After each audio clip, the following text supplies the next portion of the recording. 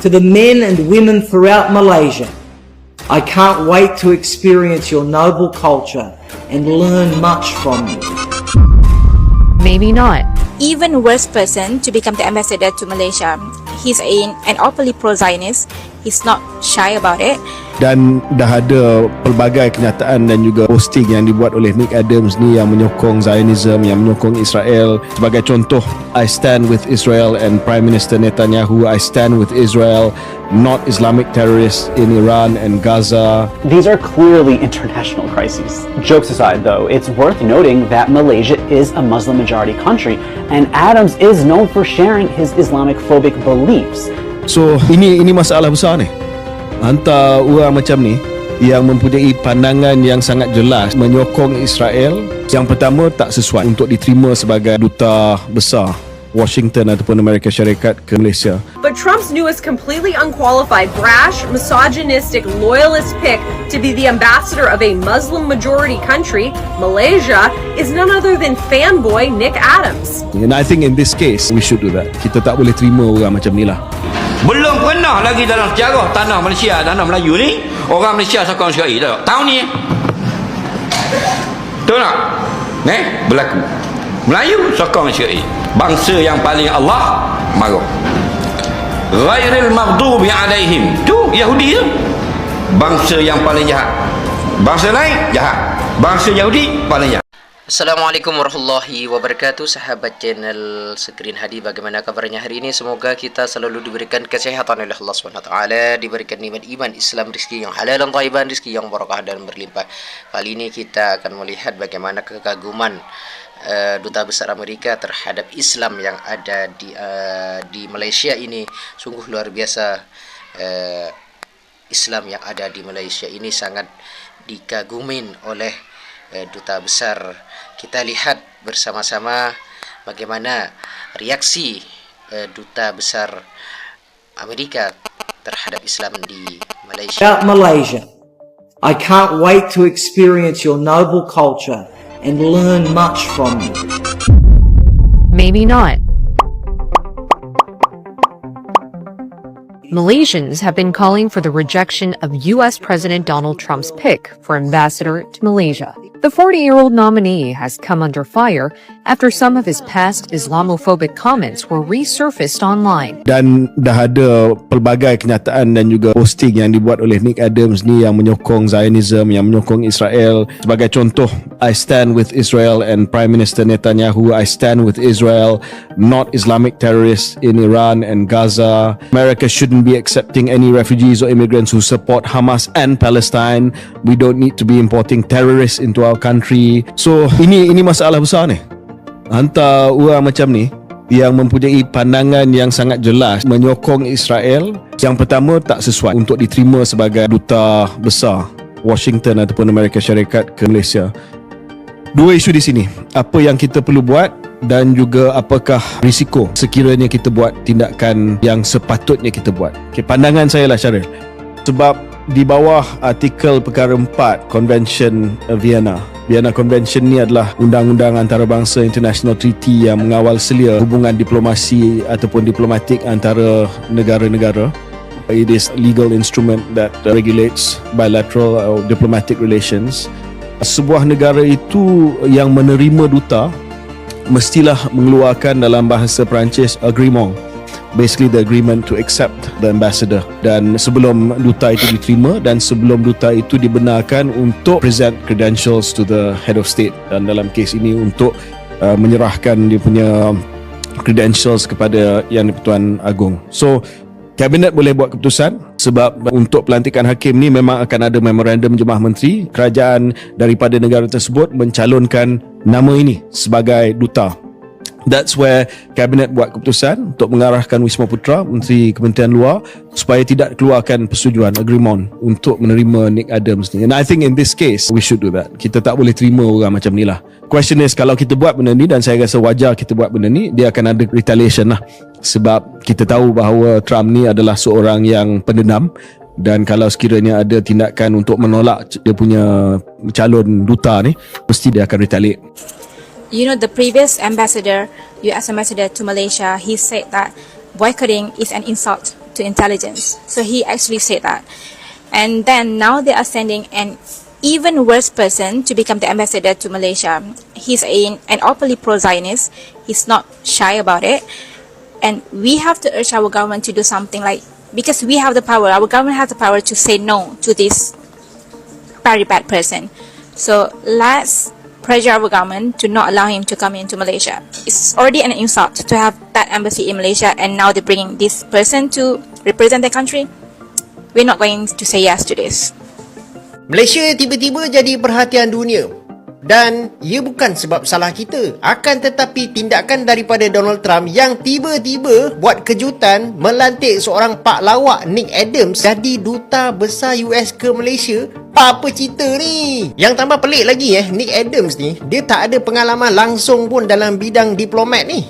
So, siapa sebenarnya dia ni? Dia adalah seorang influencer konservatif yang kuat menyokong Donald Trump dan suka tweet pasal alpha male dan juga obses dengan restoran Hooters. Dia pun pernah menulis satu buku yang bertajuk Alpha Kings, dan Trump tulis kata penghantar dan pernah tweet lebih 500 kali pasal Hooters. So, tak pelik lah kalau ramai orang tertanya, ini calon serius ke? Hooters ni korang tahu tak apa? Dia adalah sebuah rangkaian restoran dekat US yang terkenal bukan sebab makanan dia, tapi sebab gaya pelayan dia. Selebih tu korang cari sendirilah kat Google, malah aku nak cerita. Dan Nick Adams ni pada asalnya dia ni orang Australia lah, tapi jadi warga negara US dan sekarang jadi penulis, penceramah dan juga pengkritik lantang Joe Biden. Dia pun pernah kena kecam masa berkhidmat dalam politik tempatan dekat Australia sebab perangai yang memalukan parti dia sendiri. Tapi sekarang dia tengah naik sebab jadi poster boy ideologi patriotik macho versi Trump. Trump pun dah buat pengumuman melantik Nick Adams sebagai duta ke Malaysia dalam dia punya social media, dan katanya Adams ni sebagai lambang virtues of American greatness.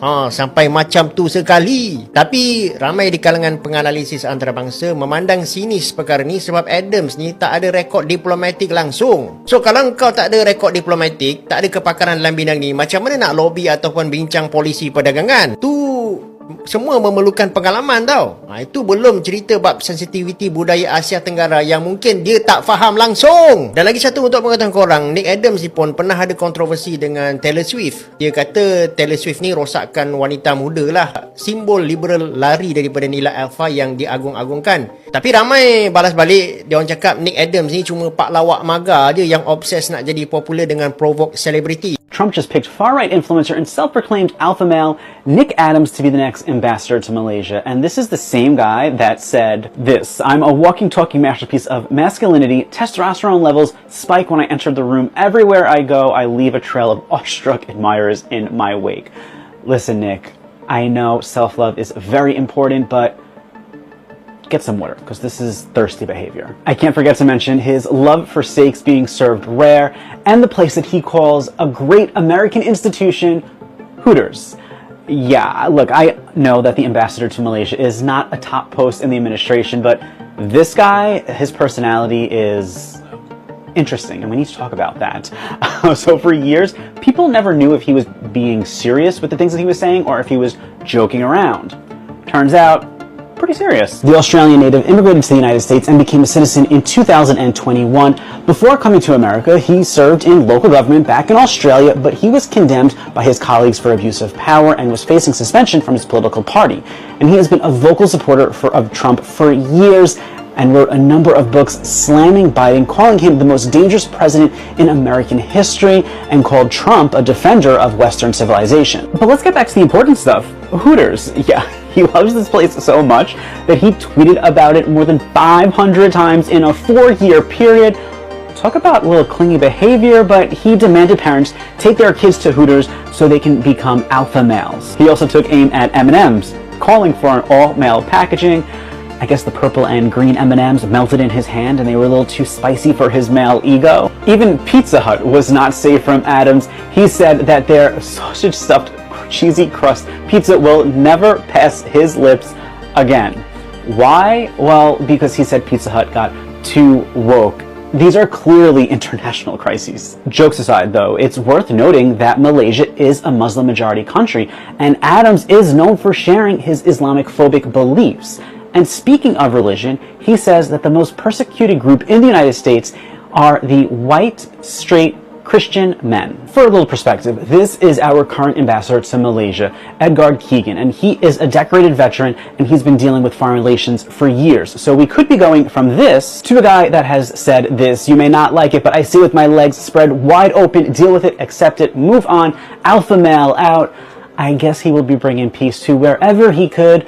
Man spread. There's no Hooters in Kuala Lumpur. There's a sentence I never thought I'd have to say, but Trump's newest completely unqualified, brash, misogynistic, loyalist pick to be the ambassador of a Muslim-majority country, Malaysia, is none other than fanboy Nick Adams. Same Nick Adams who says things like, I have Riz, I have superior genetics, I am strong, I am bold, I am never wrong, I never apologize, is going to go over like a lead balloon in a country that practices quiet diplomacy and doesn't view its strategic environment through a binary lens. The same Nick Adams who's compared Trump to King David and wrote an entire book saying that Donald Trump was the 21st century version of Winston Churchill, just fighting a different kind of tyranny. The same Nick Adams who ran away from Australia, but not before verbally abusing a reporter who asked why he wasn't at council meetings, and not before the Liberal Party threatened to suspend him for embarrassing the party.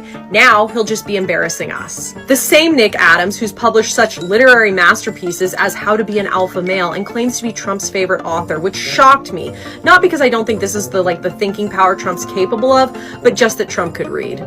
We have some news right now. Donald Trump's pick to be the next ambassador to Malaysia is causing significant concerns among Asian allies of the United States. His name is Nick Adams, and well, he has an interesting track record online. Adams previously posted, quote, I go to Hooters, I eat rare steaks, I lift extremely heavy weights, I read the Bible every night, I am pursued by copious amounts of women, I am wildly successful, I have the physique of a Greek god, I have an IQ of over 180, I am extremely charismatic, they hate this. He previously referred to Taylor Swift as, quote, woke Jezebel.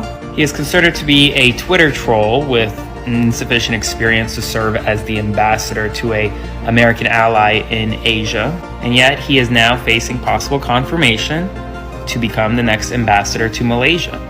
Republicans have the Senate majority, and well, his confirmation may actually sail through. We'll see what happens next. Spread the word so more people know what's happening, and follow along, stay updated on all the news you need to know about. I'll have more to come very soon. Belum pernah lagi dalam sejarah tanah Malaysia, tanah Melayu ni orang Malaysia sokong syai dah. Tahun ni betul tak? Berlaku. Melayu sokong syai. Dan mana? Kafir laknatullah. Kerana apa? Kerana orang menyokong kekufuran, kufur. Ar-rida bil kufri kufrun. Reda dengan benda kafir kepada Allah, dia menjadi kafir. Jangan main-main. Nampak? Bangsa yang paling Allah marah. Ghairil maghdubi alaihim. Tu Yahudi tu. Wajib tak kita baca dalam sembahyang? Ghairil maghdubi alaihim. Wajib baca tak? Kalau tak baca sah tak sembahyang?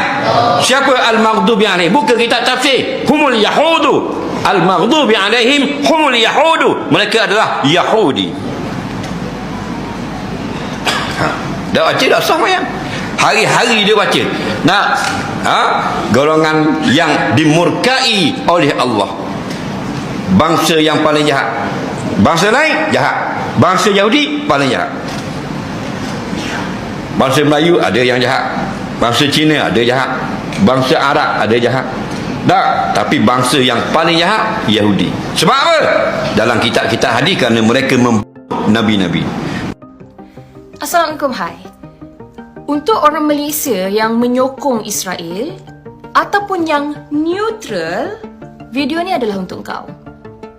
Kau tahu kan yang negara kita Malaysia pun baru je merasa 66 tahun kemerdekaan selepas kita dijajah oleh British?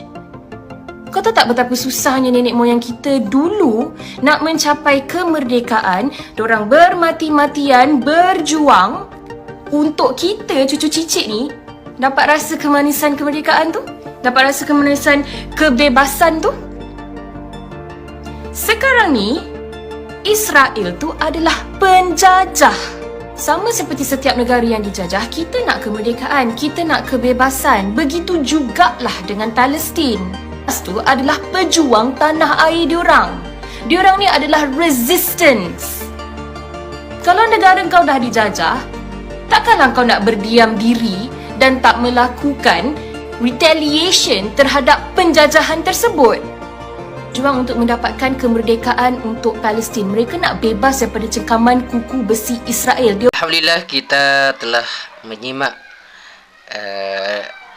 khususnya tazwirah dari Ustaz Idrus, bagaimana Islam yang ada di Melayu ini, khususnya di Malaysia, dan bagaimana begitu luar biasanya Islam yang ada di Malaysia ini, sampai-sampai Duta Besar yang ada di Amerika ini sangat kagum terhadap budaya Islam yang ada di Malaysia. Semoga ini menjadi sinyal positif untuk Islam, untuk kemajuan Islam khususnya di Malaysia, pada umumnya di seluruh dunia. Amin amin ya rabbal alamin.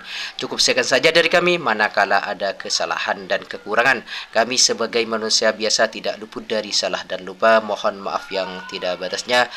Ihdinas siratal mustaqim. Assalamualaikum warahmatullahi wabarakatuh.